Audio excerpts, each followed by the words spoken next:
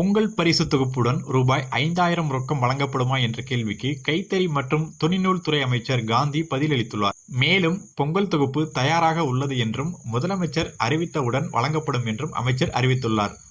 பொங்கல் பரிசு தொகுப்புடன் ரொக்கம் வழங்கப்படுமா, எவ்வளவு வழங்கப்படும் மற்றும் எப்பொழுது இவை வழங்கப்படும் என்பதுதான் தற்பொழுது மக்களின் மிகுந்த எதிர்பார்ப்பாக உள்ளது.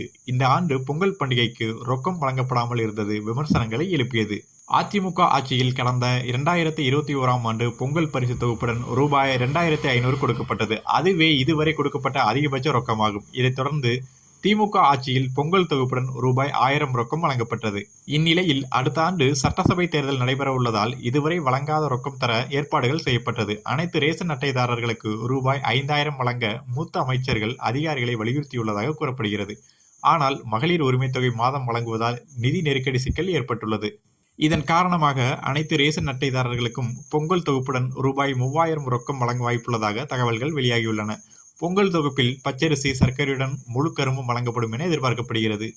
இந்நிலையில் காஞ்சிபுரத்தில் செய்தியாளர்களிடம் பேசிய அமைச்சர் காந்தி, பொங்கல் தொகுப்பு தயாராக உள்ளது. முதலமைச்சர் அறிவித்தவுடன் கொடுக்கப்பட்டு ஜனவரி 10ஆம் தேதிக்குள் அனைத்து குடும்ப அட்டைதாரர்களுக்கும் பொங்கல் தொகுப்பு வழங்கி முடித்துவிடும் என்று கூறினார்.